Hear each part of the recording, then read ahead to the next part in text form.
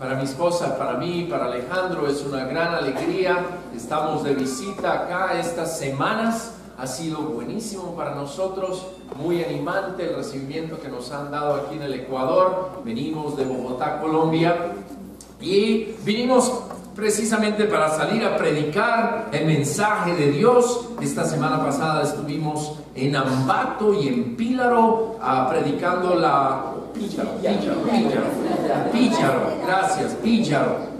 predicando la palabra de Dios, que fue muy animante la recepción, la gente, cómo está entusiasmada a escuchar de la palabra de Dios. Ha sido buenísimo correr para un lado y para el otro. Sí, me siento muy agradecido con el poco millaje que tenía o kilometraje que tenía el carro del Célimo, porque ya después de esta visita va a tener muchos kilómetros el carro.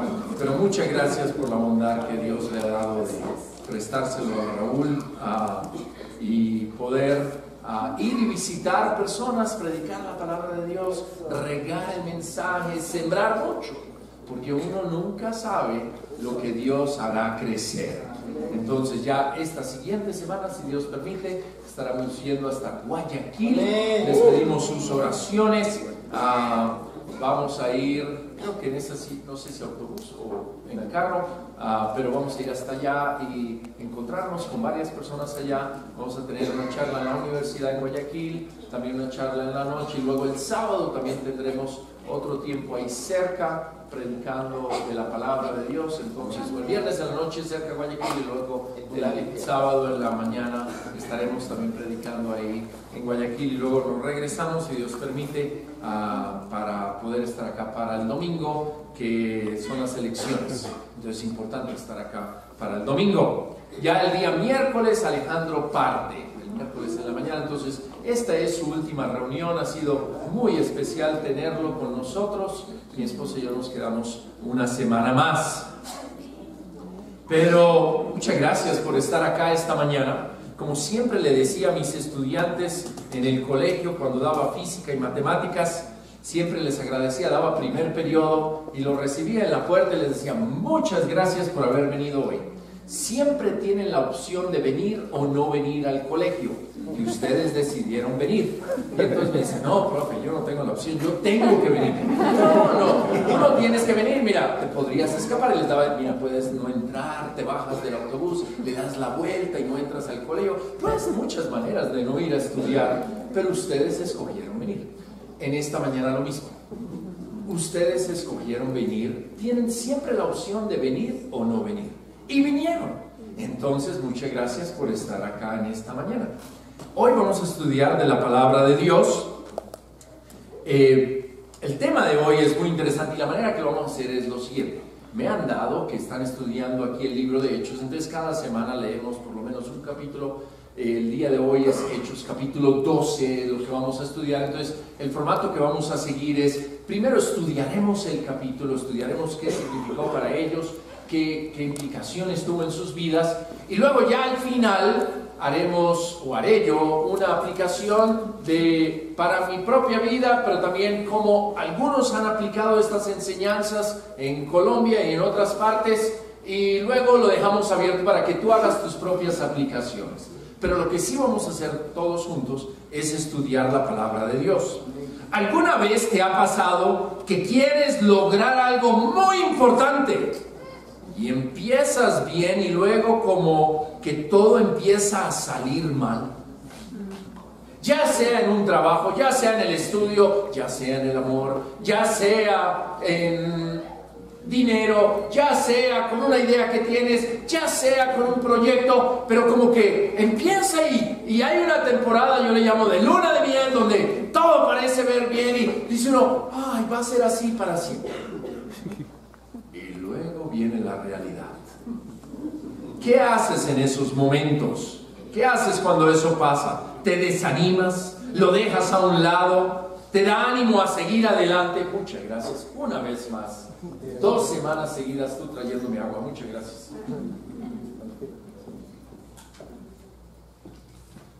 Porque puede pasar también, estudiamos la Biblia con varias personas en donde hemos estado predicando la parábola del sembrador, la hemos estudiado en varios sitios, y hay una parte de eso donde gente puede recibir la palabra de Dios con mucho ánimo. Y Jesús dice, luego empiezan a sufrir problemas por la palabra de Dios, y la abandonan.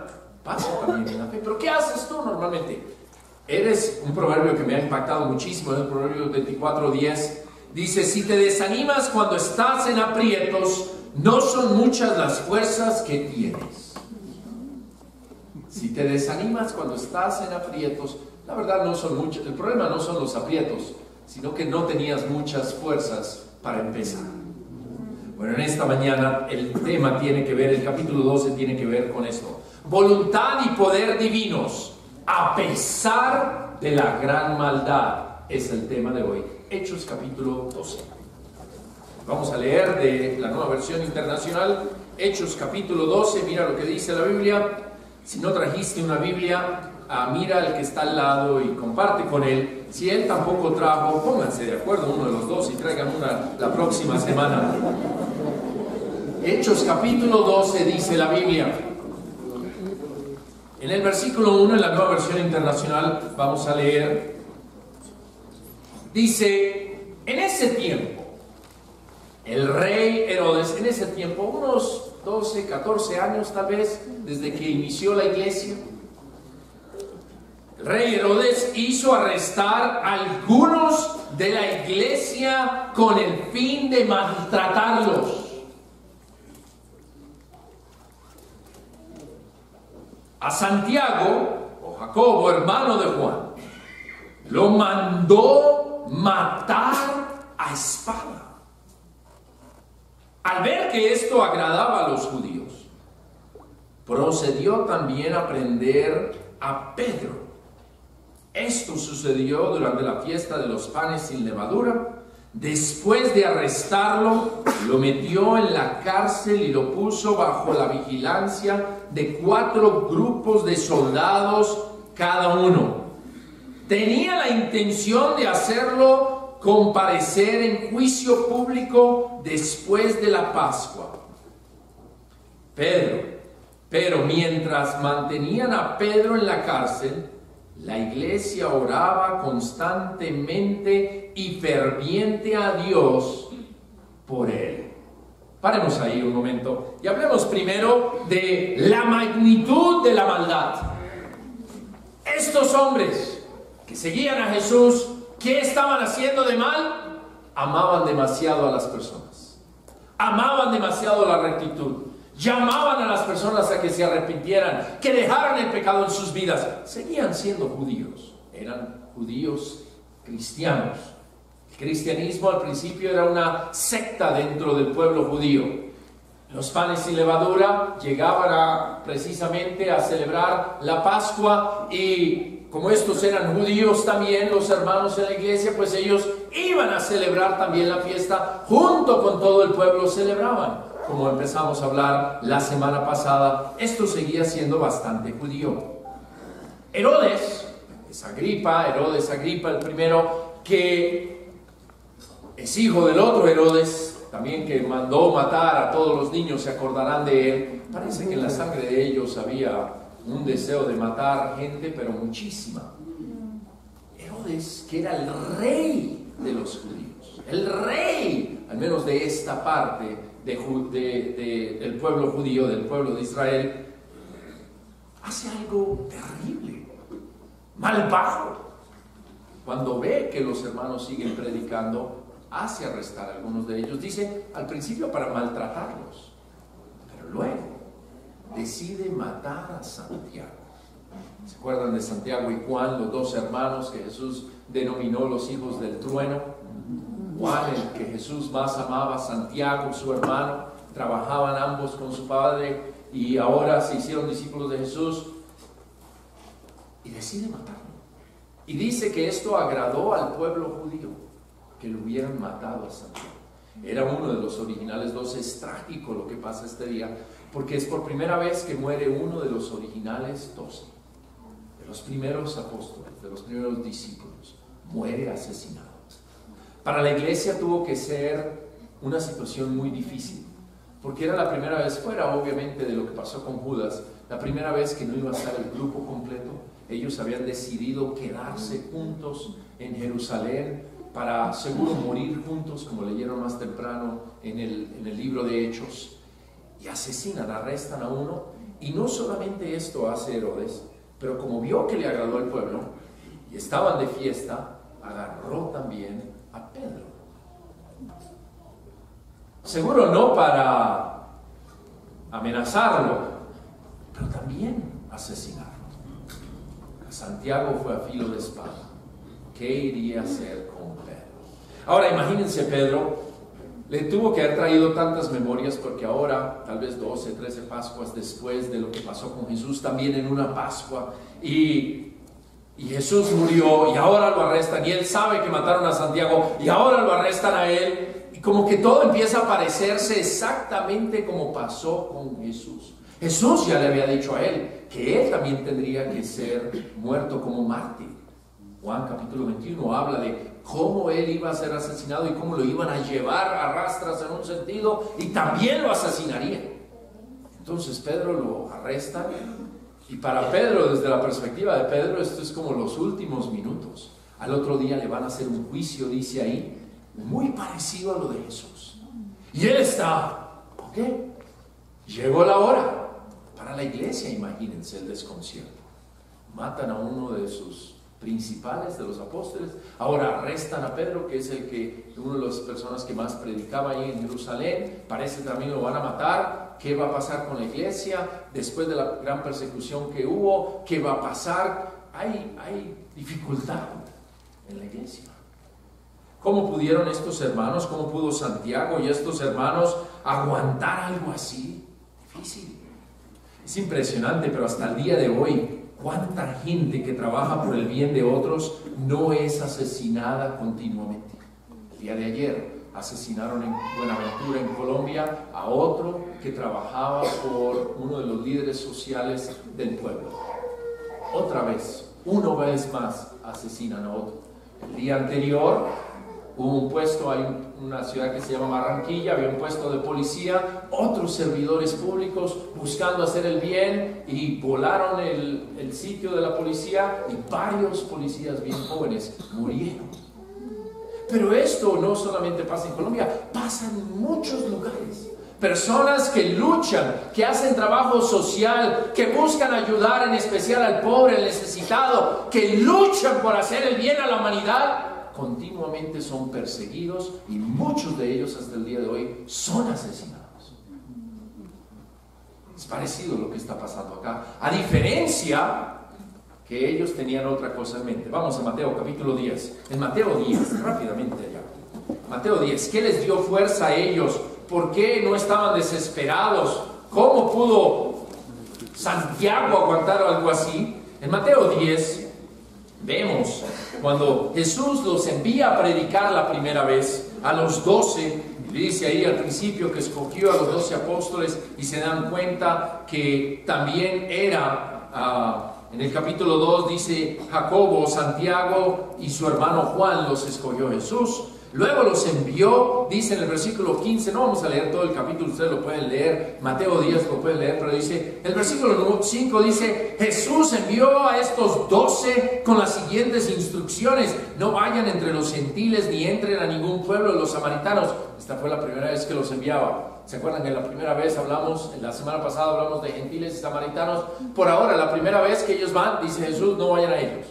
Vamos a ir por partes. Empecemos, dice Jesús. Vayan más bien a las ovejas descarriadas del pueblo de Israel. Donde quiera que vayan, prediquen este mensaje: el reino de los cielos está cerca. Sanen a los enfermos, resuciten a los muertos, limpien de su enfermedad a los que tienen lepra, expulsen a los demonios.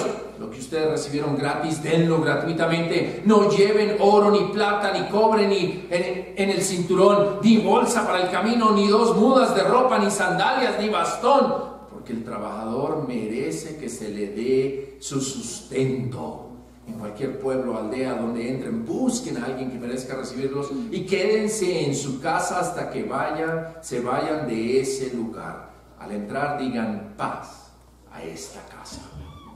Y si uno parara, y cuando Jesús los envió, yo me imagino ellos, después de que vieron a Jesús predicar y poder verlo en acción. Y luego ahora él, no solamente Jesús iba a predicar, pero ahora sus discípulos, los 12 originales, harían lo mismo y los envía de 12 en 2. Y si uno lee nada más hasta ahí, uno, claro, Jesús, vamos. ¿Quién no quiere ir? Vayan, anuncien que el reino de los cielos está cerca, sanen a los enfermos, ayuden, resuciten a los muertos, curen de lepra a la gente. ¿Quién no quiere ir así? Yo creo que era casi como, ya Jesús, ya. Tranquilos, hay una segunda parte del mensaje de cómo prepararse para la predicación, pero luego les dice específicamente, vayan a un pueblo, lleven paz a la gente. En un sentido era una alegría, era muy especial ir a llevar el mensaje de Dios. No cobren por hacer el trabajo que van a hacer, porque recibieron gratuitamente. Aunque, luego les dice, aunque el trabajador tiene derecho a su paga. Ellos no deberían cobrar, pero al parecer algunas personas naturalmente les darían sustento o ayuda. O ha sido tan animante estos días para nosotros, porque hemos ido a predicar a casas de personas que nunca hemos conocido. Varios de ellos nos han hospedado en sus casas, nos han atendido, nos han dado de comer, nos dejan, quédense la noche acá, no se regresen, nos quedamos las noches ahí. Ha sido eso. La verdad, lo que dice Jesús es muy cierto. Amén. Eso sí pasa. Amén. Pero tan cierto como que eso pasa, también la segunda parte pasa. En el versículo 16 o en el 15 Jesús le dice, les aseguro que el día del juicio, el castigo para Sodoma y Gomorra será más tolerable para la gente de ese pueblo. Los envío, dice Jesús, versículo 16, como ovejas en medio de lobos. Por tanto, sean astutos como serpientes y sencillos como palomas. Tengan cuidado con la gente, los entregarán a los tribunales y los azotarán en las sinagogas. Por mi causa los llevarán ante gobernadores y reyes. Tal donde está Santiago, para dar testimonio a ellos y a los gentiles. Pero cuando los arresten, no se preocupen por lo que van a decir o cómo van a decirlo. En ese momento se les dará lo que han de decir, porque no serán ustedes los que hablan, sino que el Espíritu de su Padre hablará por medio de ustedes. El hermano entregará la muerte a su hermano, el padre a su hijo, los hijos se rebelarán contra sus padres y harán que los maten. Por causa de mi nombre todo el mundo los odiará. El que se mantenga firme hasta el fin será salvo. Y luego Jesús más adelante les dice en el versículo 26, así que no les tengan miedo, porque no hay nada encubierto que no llegue a revelarse, ni nada escondido que no llegue a esconderse. Luego dice, versículo 28, no teman a los que matan el cuerpo, pero no pueden matar el alma. Teman más bien al que puede destruir alma y cuerpo en el infierno, o sea, Dios. No se venden dos gorriones por una monedita, sin embargo, ninguno de ellos caerá a tierra sin que lo permita el Padre. Versículo 31, así que no tengan miedo, ustedes valen más que muchos gorriones. Y en el 34 Jesús dice, no crean que he venido a traer paz a la tierra. No vine a traer paz, sino espada. Y el primero que muere de estos que primera vez salieron fue a filo de espada. La primera vez que ellos salieron, y las primeras veces que salieron ellos, porque salieron diferentes veces, solo ocurrió del 1 al 15. Y fue fantástico, y ellos iban y predicaban y todo fue bien. Pero había del 16 en adelante también, tarde o temprano, iba a ocurrir. Jesús los preparó, les dijo, y por eso Santiago y la iglesia y los demás apóstoles saben, esto es de lo que nos habló Jesús. Daremos testimonio frente a reyes. Algunos de ellos nos arrestarán, algunos nos van a hacer un juicio y algunos nos matarán, porque Jesús nos dijo, nos van a matar. Pero Él también dijo, pero no tengan miedo, porque solamente matan su cuerpo. Tranquilo, ese versículo me da a mí a veces risa. ¿Cómo sería la reacción? Tranquilo, solo van a matar ese cuerpecito que tienes. Tu alma va a estar bien. Sí, te asesinarán, es cierto, te van a meter una espada y todo lo demás, pero es solo el cuerpo.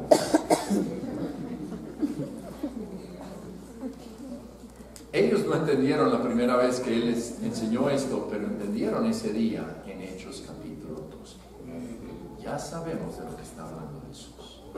Llevaría a la iglesia a otro nivel. La maldad es muy grande. La magnitud de la maldad es impresionante. Lo que tuvieron que vivir los hermanos en el primer siglo fue terrible. La maldad. Y Jesús los preparó, les enseñó, tenía que ser así. Y no había problemas, la iglesia iba a estar bien, la iglesia estuvo bien, todo se supo. Hoy sabemos lo que hizo Herodes, aunque tal vez lo hizo en secreto, pero se sabe hasta el día de hoy lo que pasó. La maldad puede ser muy oscura. Ser cristiano es difícil, o al menos ser cristiano en ese tiempo era difícil. Pero tan grande como es la maldad, la magnitud de la maldad, la magnitud del poder divino es mucho más. Segunda parte, versículo 6 de Hechos 12. La magnitud del poder divino. La misma noche en que Herodes estaba a punto de sacar a Pedro para someterlo a juicio. Hechos 12, versículo 6. La misma noche en que Herodes estaba a punto de sacar a Pedro para someterlo a juicio, este dormía entre los soldados. Parece que no estaba muy asustado Pedro con lo que pasó con Santiago.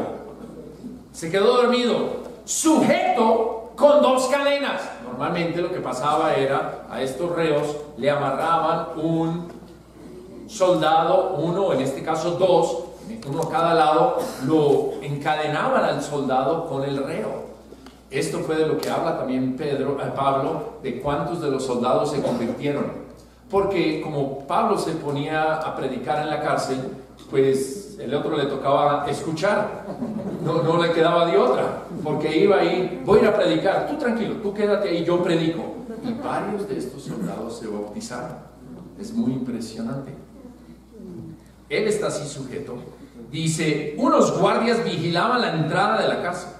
De repente apareció un ángel del Señor y una luz resplandecía en la celda. Despertó a Pedro con unas palmadas en el costado. Parece que una palmada no fue suficiente. Tomó varias palmadas despertar a Pedro. Van a ver que este relato es muy real. Se parece a la vida real. ¡Date prisa, levántate! Las cadenas cayeron de las manos de Pedro. Le dijo además el ángel, era un ángel. Así lo hizo y el ángel añadió, vístete y cálzate las sandalias. Échate la capa encima y sígueme. Pedro salió tras él, pero no sabía si realmente estaba sucediendo lo que el ángel hacía. Le parecía que se trataba de una visión. O sea, Pedro está... interesante, estar teniendo un sueño. Y estaba soñando que en vez de morir, un ángel me liberó. Él está convencido que esto es una visión. Ok, voy con él. Me imagino los soldados, cómo pasaron enfrente de los soldados y él, cómo es una visión, los soldados no me hacen nada. Y él sigue caminando. Y el ángel está con él. Ay, mira, interesante. No sé si le hizo alguna broma a algún soldado, porque no lo podía ver. Pasaron por la primera guardia y la segunda guardia y llegaron al portón de hierro que daba a la ciudad. El portón se le abrió por sí solo y salieron. Caminaron unas cuadras y de repente el ángel lo dejó solo. Entonces Pedro volvió en sí y se dijo, ahora estoy completamente seguro de que el Señor ha enviado a su ángel para librarme del poder de Herodes y de todo lo que el pueblo judío esperaba. En ese momento se dio cuenta, soy libre. ¿Qué hago si estoy libre? Me quieren matar, ¿a dónde voy? Pedro, dice el versículo 12, cuando cayó en cuenta de esto, fue a casa de María, la madre de Juan, apodado Marcos, el primo de Bernabé, donde muchas personas estaban reunidas orando. Llamó a la puerta de la calle y salió a responder una sierva llamada Rode. Yo no sé por qué ponen el nombre de ella ahí. Llamaron a Rode. Al reconocer la voz de Pedro, se puso tan contenta que volvió corriendo sin abrir. ¡Pedro está a la puerta!, exclamó. Los otros tenían, como estaban orando, tenían un poquito más de fe. ¡Estás loca! Ella insistía en que así era, pero los otros decían: debe ser su ángel. Entre tanto, Pedro seguía llamando. Cuando abrieron la puerta y lo vieron, quedaron pasmados. Con la mano Pedro les hizo señas de que se callaran y les contó cómo el Señor lo había sacado de la cárcel. Cuéntenles esto a Jacobo y a los hermanos Jacobo, no el que murió, sino Jacobo, el hermano de nuestro Señor Jesús. Y a los hermanos les dijo. Luego salió y se fue al otro lugar. Al amanecer se produjo un gran alboroto entre los soldados respecto al paradero de Pedro. Herodes hizo averiguaciones, pero al no encontrarlo les tomó declaración a los guardias y mandó matarlos. Después viajó de Judea a Cesarea y se quedó allí. Herodes estaba furioso con los de Tiro y de Sidón. Herodes tenía problemas impresionantes. Andaba queriendo matar a alguien siempre y andaba enojado, en este caso con los de Tiro y Sidón, pero ellos se pusieron de acuerdo y se presentaron ante él. Habiéndose ganado el favor de Blasto, camarero del rey, pidieron paz, porque su región dependía del país del rey para obtener sus provisiones. El día señalado, Herodes, atraviado con su ropaje real y sentado en su trono, le dirigió un discurso al pueblo. La gente gritaba: ¡voz de un Dios, no de un hombre! Al instante, un ángel del Señor lo hirió porque no le había dado la gloria a Dios. Y Herodes murió comido de gusanos. A pesar de la gran maldad, de la magnitud de la maldad, el poder divino es mucho más grande. Nos damos cuenta que solamente el poder de Dios pudo liberar a Pedro. ¿Por qué liberó a Pedro y no liberó a Santiago? No sabemos. Él es Dios y Él hace lo que quiere.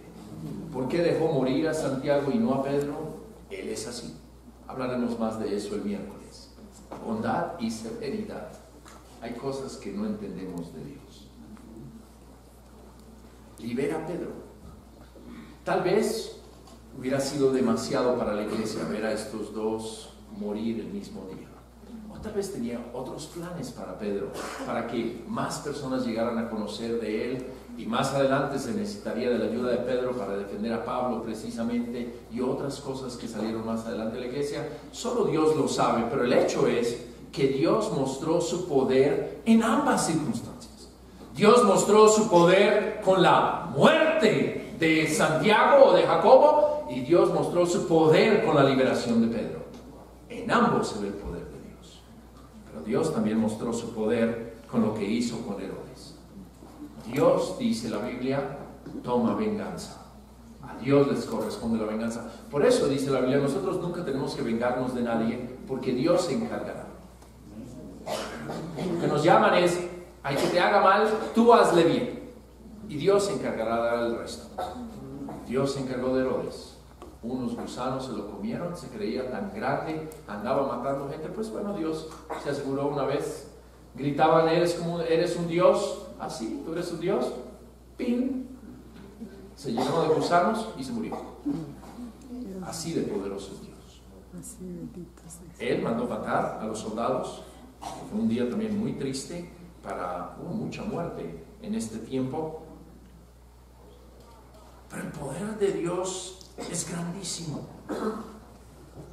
Esta misma idea la tomarían los apóstoles más adelante. Por ejemplo, el apóstol Pablo dice en Efesios capítulo 6, les leo ahí en el versículo 12: porque nuestra lucha no es contra seres humanos, sino contra poderes, contra autoridades, contra potestades que dominan este mundo de tinieblas, contra fuerzas espirituales malignas en las regiones celestiales. Por lo tanto, pónganse toda armadura de Dios para que cuando llegue el día malo puedan resistir hasta el fin con firmeza.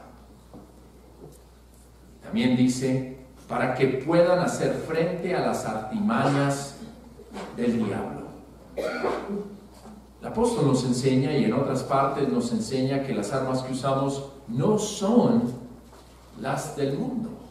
Usamos armas espirituales. Los hermanos, como se dan cuenta ahí, las armas que tenían ellos, ¿qué tenían? Se reunían para orar en una situación difícil.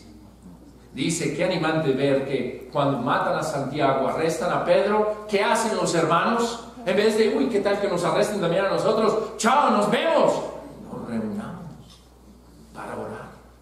Como le habían enseñado también en el principio del libro de los Hechos, ¿se acuerdan la oración de ellos que tenían temor porque los iban a matar y dejaron de predicar? Y luego Pedro empieza a orar que Dios les dé valor para que puedan seguir predicando el mensaje. Aquí están otra vez reunidos. Esas son las armas que tenemos, o que ellos tenían. Pablo reconoce, dice, no, esto no va a ser fácil, porque estamos luchando, dice Pablo, contra potestades celestiales, contra potestades que dominan las tinieblas, cosas muy malas. ¿Y cuál era el fin de la magnitud de la maldad? Desanimar a los cristianos y que pararan de predicar el mensaje de Dios. Que se desanimaran y ya dijeran, ya no más, suficiente. Ese era el fin de la maldad. Y por eso ellos seguían orando y usando, como dice el apóstol Pablo, poniéndose la armadura, como el casco de la salvación, o como llevando la espada de la palabra de Dios, o como el escudo de la fe, o como la pechera de la rectitud, o como las sandalias para salir a predicar el mensaje de Dios. Dice, ármense de estas cosas ustedes, pero hay que seguir adelante. Para ellos fue así. El poder divino les ayudó y les dio fuerzas para seguir adelante. Y tal vez el versículo clave en todo el capítulo 12 es el que está en el versículo 24, en Hechos capítulo 12, 24. Dice la Biblia, pero la palabra de Dios seguía extendiéndose y difundiéndose. Cuando Bernabé y Saulo cumplieron su servicio, ¿se acuerdan que llevaron dinero de los gentiles para ellos? Regresaron de Jerusalén llevando con ellos a Juan también llamado Marcos. ¿Se acuerdan que estaban en casa de María donde estaba Juan Marcos? Ahora se llevan a Juan Marcos con él y se van a predicar, y en el capítulo 3 en adelante mostrarán y se darán cuenta de cómo ellos salen a predicar también a otros lados. Pero lo que dice acá es la inmovible voluntad de Dios. A pesar de tanta maldad, seguía la voluntad de Dios. La palabra de Dios seguía extendiéndose y difundiéndose a pesar de las circunstancias tan difíciles que les tocó vivir. Tal como decía en Hechos capítulo 1, ustedes lo leyeron ahí, cuando Jesús les dijo, no les corresponde a ustedes conocer el día o el momento fijado por el Padre, pero cuando el Espíritu Santo venga sobre ustedes, recibirán poder y saldrán a dar testimonio de mí en Jerusalén, en toda Judea y Samaria y hasta las partes más lejanas de la tierra. Independiente de todo lo sucedido, muestra las razones principales del libro, mostrar que esto tenía que continuar avanzando. No podían parar por ninguna circunstancia, y así lo fue. Y cuando vean a Bernabé y Saulo también y a Juan Marcos, habrá problemas aún entre ellos, pero la palabra de Dios tiene que continuar siendo predicada. Y de eso se trata el capítulo. Voluntad y poder divinos, a pesar de la magnitud de la maldad. La voluntad de Dios siempre se va a hacer. Él quería que este mensaje se siguiera expandiendo y se siguió expandiendo.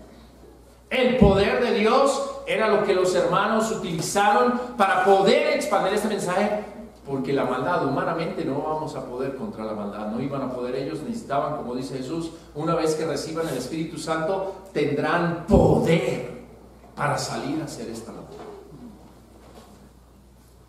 Pero la maldad es grandísima. Y entonces pienso yo, ¿habrá alguna aplicación para nosotros hoy en día? Esto fue para ellos y de eso se trataba el sermón de hoy. Pero yo leo esto y yo digo, bueno, ¿y de qué sirve en mi vida ver lo que pasó con los hermanos? ¿De qué ha servido en las vidas de otros? Y de pronto, y la pregunta es, ¿de qué va a servir en tu vida? La maldad sigue con su gran magnitud. Busca desanimarnos a seguir viviendo la vida cristiana, busca desanimarnos a que dejemos de amar. Hay diferentes tipos de maldad. Hay maldad que viene de afuera y hay maldad que sale de adentro mismo, dentro de la iglesia. Como también verán en los próximos capítulos, también había maldad, y vimos la semana pasada, dentro de los hermanos que no querían dejar que algunos se bautizaran, como los no judíos, y era maldad de parte de ellos, porque Dios siempre quiso algo diferente. Pero de afuera, puede venir de la familia, del gobierno, de muchas personas. Pienso en muchos ejemplos, pero el año pasado se bautizó un amigo. El miércoles comenté un poco de él tiene Alzheimer's, pero me acuerdo cuando empezó a venir hace 25 años. Le enojaba que su esposa, él vino un par de veces o unas veces y no le gustaba para nada lo que se predicaba, porque llamábamos al arrepentimiento y él tenía mucho de qué arrepentirse, entonces no le gustó. Entonces empezó a prohibirle a la esposa o a hacerle la vida difícil a la esposa para que fuera a la iglesia. Aún no le daba dinero para que a ver si ella, a ver cómo te vas a ir sin dinero a la iglesia. Fue así. Y ella siguió luchando por su fe, luchando por hacer la voluntad de Dios, pero era muy difícil. Llegar a la casa un domingo amargados era difícil. Y ella siguió. 25 años después, el año pasado, su esposo ahora se bautizó. Amén. Y él habla y dice, ay, Flavio, es que yo era muy terco, yo no hacía caso, y yo pensaba, pero ahora veo y estoy arrepentido. Y yo, tranquilo, ven, te doy un abrazo. Adivinen cómo está la esposa. Feliz y radiante, alegre. Feliz. Lógico. Pero le tocó esperar 25 años ver a su esposo llegar. Me acuerdo también de otra hermana, hace unos años tuve un problema con una rodilla y una hermana vino a visitarme y le dije, cuéntame de tu vida, cómo ha sido tu vida, y empezó a contar. Bueno, te voy a contar algo que me pasó recientemente, que me enseñó mucho acerca de Dios.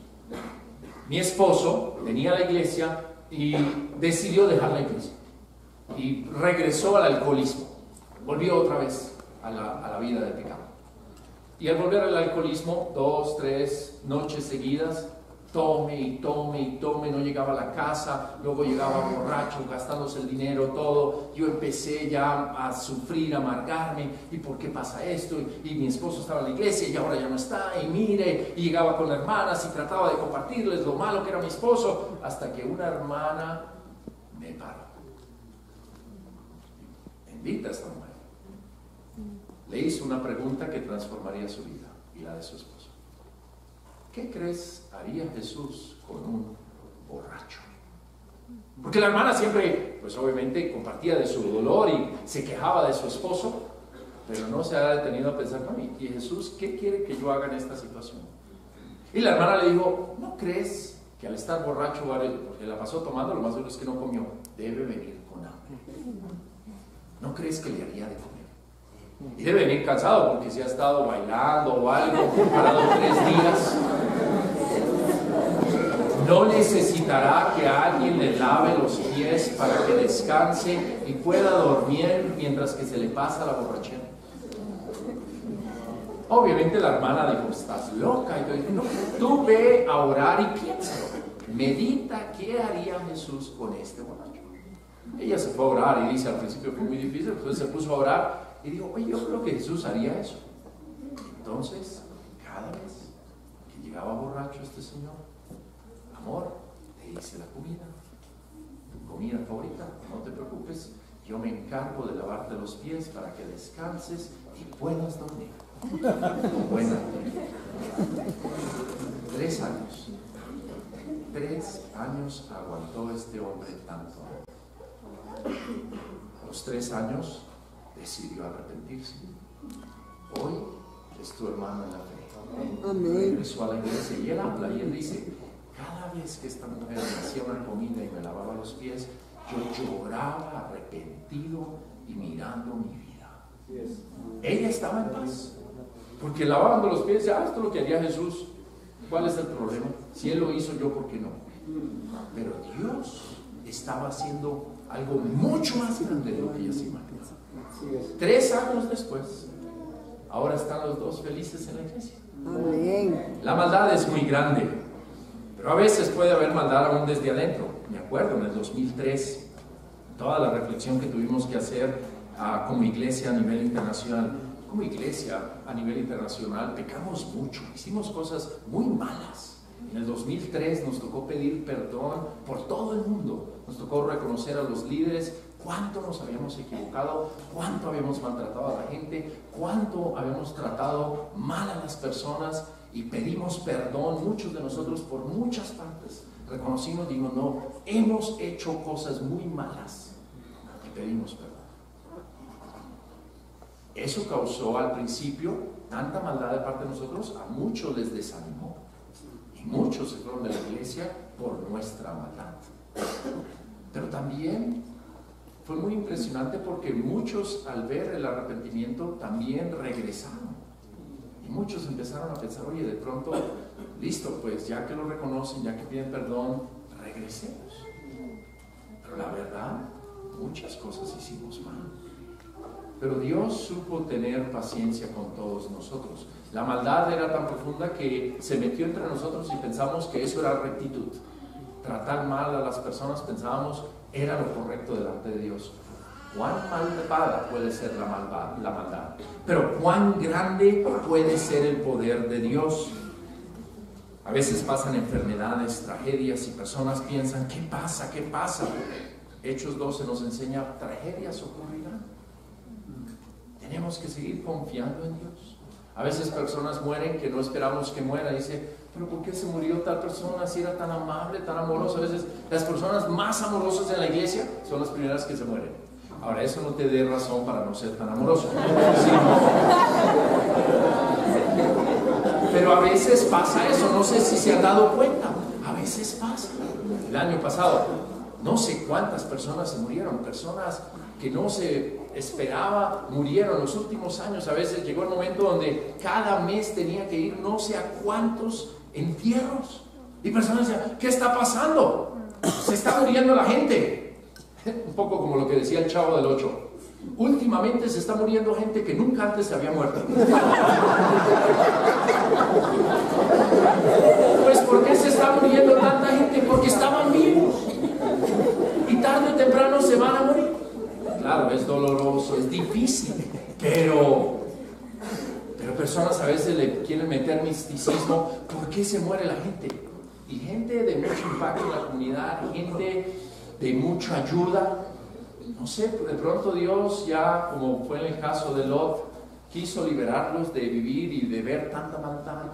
De pronto sus conciencias ya no aguantaban ver tanta maldad, amaban tanto a Dios que Dios dijo: me los llevo ya, y se los llevó. Pero qué difícil a veces es ver tantas tragedias, enfermedades, dificultades. Llegó a ser hasta una broma en la iglesia. Dije: ya que está muriendo tanta gente, por favor, estoy tomando pedidos. Si quieres, por favor, ayuda muchísimo si te mueres un viernes o un sábado, porque más gente puede ir a tu entierro. Entonces, si tienes la oportunidad, planéalo bien. Y si tienes algún pedido especial, estoy anotando. Si quieres que yo lea una escritura especial ese día, o quieres que comparta algo, por favor avísame. Con eso ese día no estoy... ¿De qué hablo? Entonces ya sabré. Y puedo ir haciendo la lista de una vez. ¿Quién quiere anotarse? Porque a veces, ya es todo un tema en la Biblia, porque para los cristianos la muerte es ganancia. Entonces, no dice la Biblia que no somos como los del mundo que le tienen miedo a la muerte. Nosotros no le tenemos miedo a la muerte, aunque es muy difícil. vivir la muerte de un ser querido. Es muy difícil.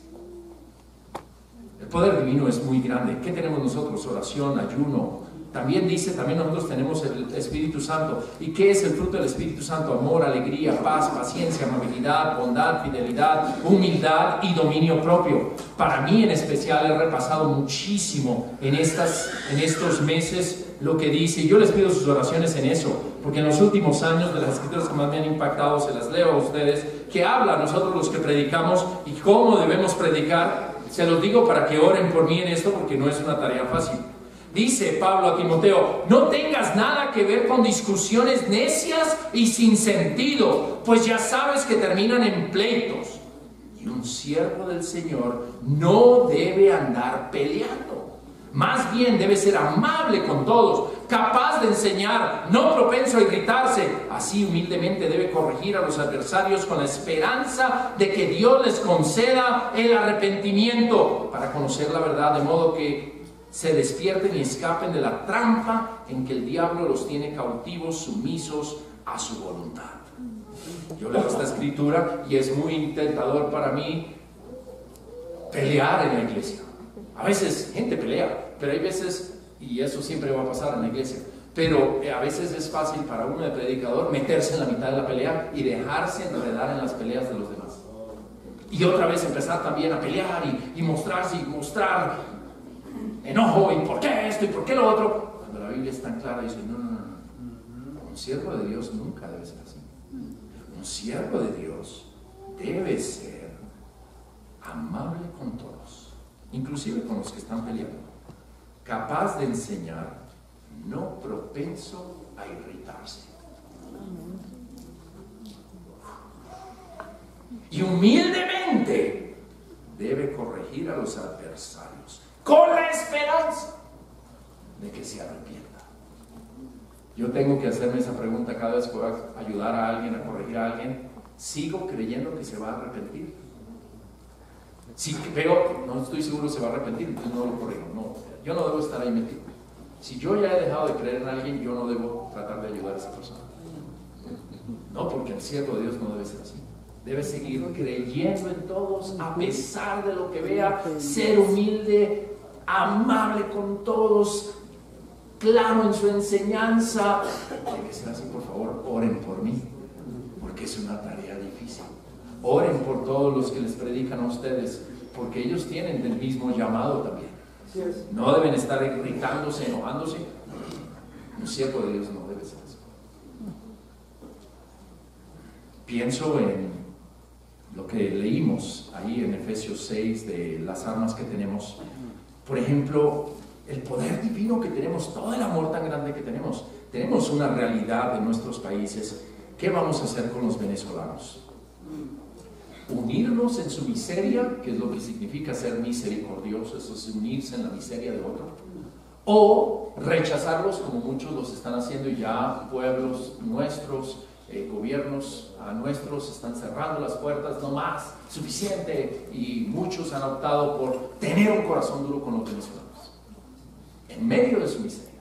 Y luego yo me pregunto, como cristianos, ¿qué esperaría Dios de nosotros? Igual que los demás, andar haciendo bromas de ellos, andar hablando mal de ellos, y mira otro venezolano, ¿será eso lo que Dios quiere? No. Cuando Él nos enseñó, Él nos dio amor, alegría, paz, paciencia, amabilidad, bondad, humildad, dominio propio. No será eso. Hablamos de esto con la iglesia en Colombia. ¿Qué vamos a hacer? Era su primera Navidad, esta Navidad pasada para muchos de ellos. ¿Qué vamos a hacer? Nosotros tenemos familia, ellos no. ¿Qué vamos a hacer? Muchos de los hermanos empezaron a invitar a las cenas navideñas a estos venezolanos. Unos hermanos que tenían 30 y pico venezolanos comiendo con ellos. Porque eso es ser cristiano. Varios de ellos ya se han bautizado. Amén. Hablábamos con Edilberto, que es el que predica en Caracas, y dije, wow, si todos tomamos esta actitud con ellos, de pronto empezaremos a bautizar más venezolanos de lo que ellos bautizan en Venezuela, en nuestros países. ¿Qué vamos a hacer? ¿Endurecer el corazón? ¿Rechazarlos?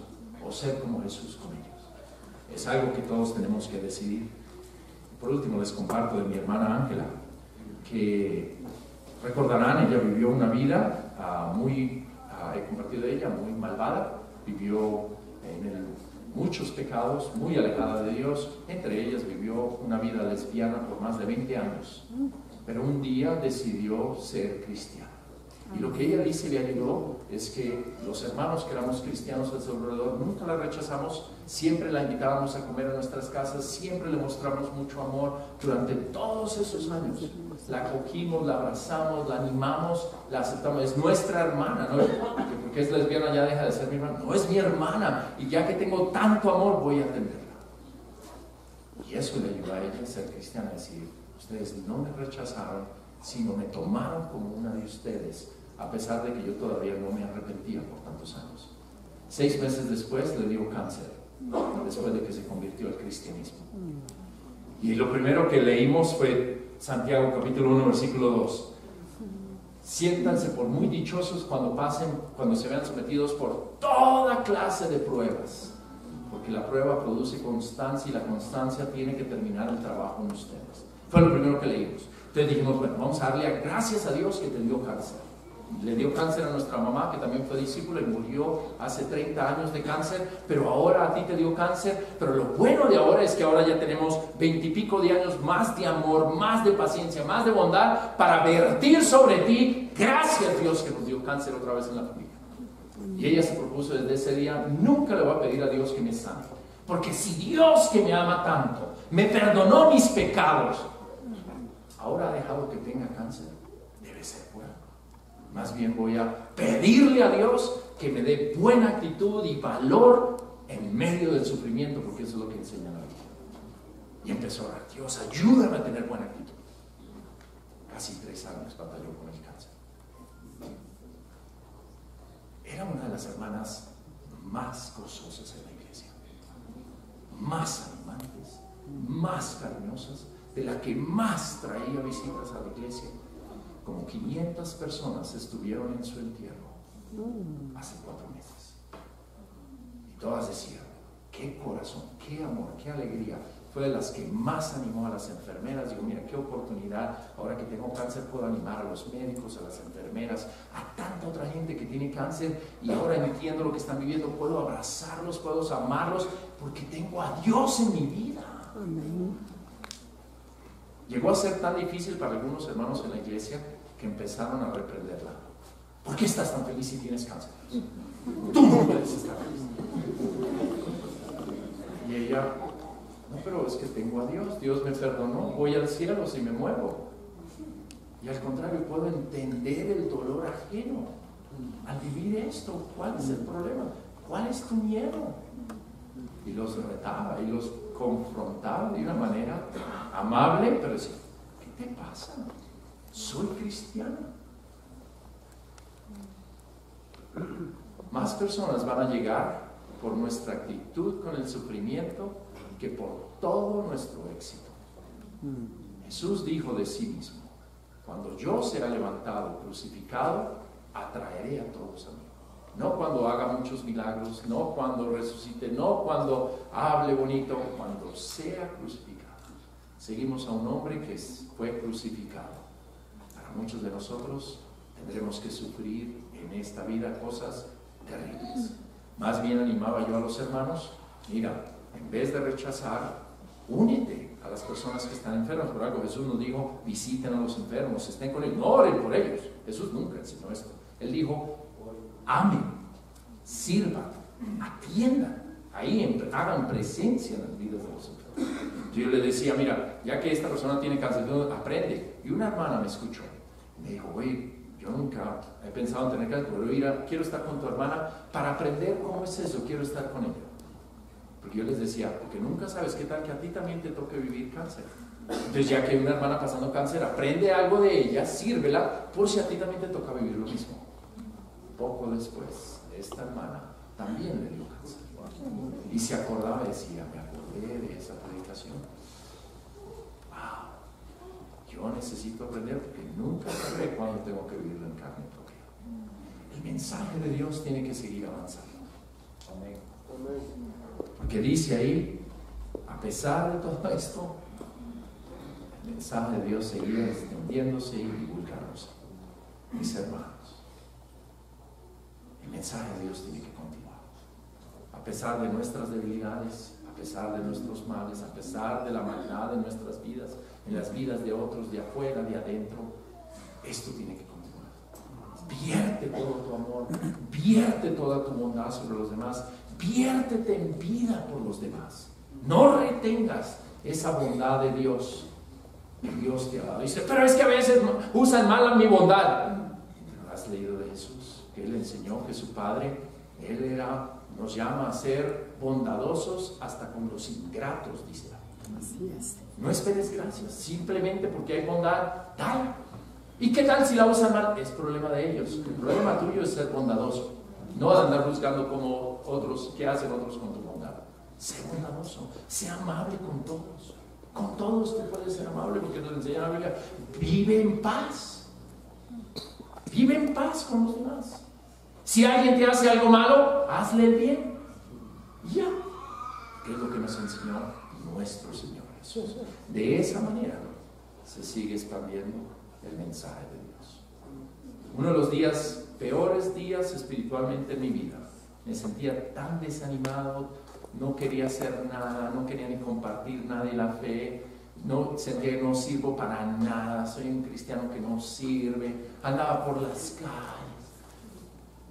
en una fiesta conmigo mismo, y yo era el único invitado, y yo era el único que estaba tocando el violín, y andaba, no sirvo para nada. Y por fin dije, bueno, voy a invitar a una persona hoy, a ver qué pasa.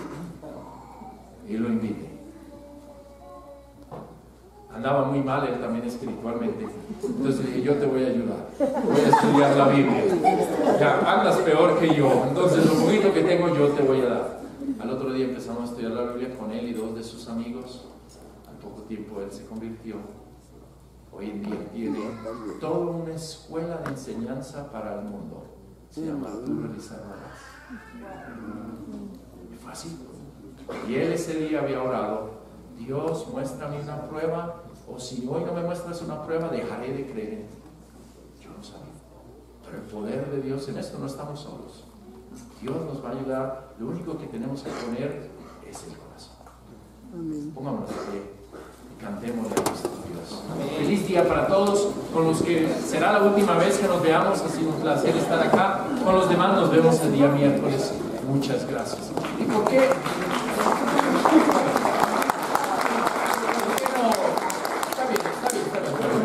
¿Por qué más bien no terminamos hoy con una oración? Pidiéndole a Dios, igual que ellos oraron, ¿por qué no nos estrechamos los brazos entre unos a otros?